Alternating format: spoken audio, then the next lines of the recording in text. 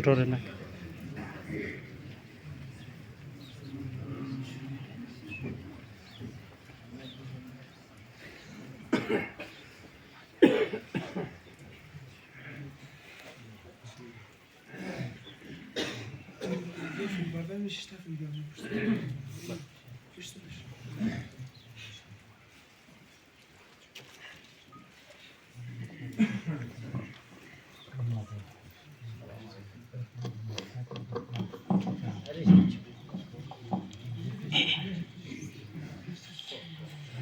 عیدی همه ما ظهور حجت حق باشد. صلوات.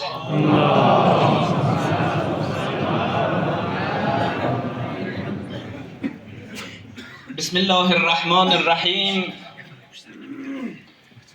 حالا که نور آمد ظلمت فرار کرده، حالا که نور آمد ظلمت فرار کرده، یک شاخه نرگس اینجا کار بهار کرده. امروز اگر بیایی با چشم خود ببینی، امروز اگر بیایی با چشم خود ببینی، میلاد شاه خوبان اینجا چه کار کرده. نیمه شعبان عید عاشقان بر منتظران حضرت مبارک باد.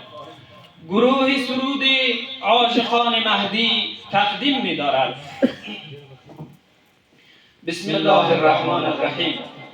نیمه شعبان آمد، نیمه شعبان آمد، عید محبان آمد، میلاد گل سرسبد گلخانه ایمان آمد، میلاد گل سرسبد گلخانه ایمان آمد، نیمه شعبان آمد، نیمه شعبان آمد، عید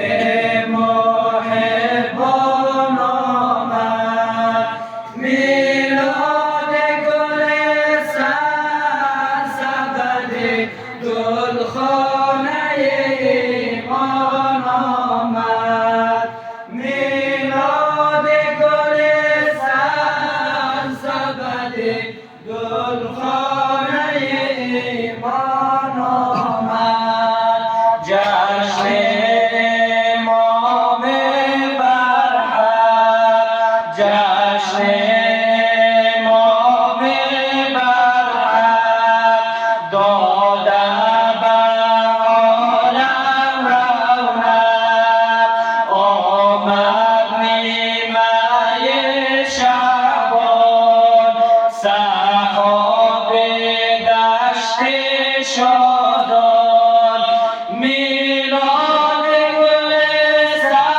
سرسبد گلخانه ایمان آمد، میلاد گل سرسبد گلخانه ایمان آمد، نیمه شعبان آمد، نیمه شعبان آمد، عید محبان آمد، میلاد گل سرسبد گلخانه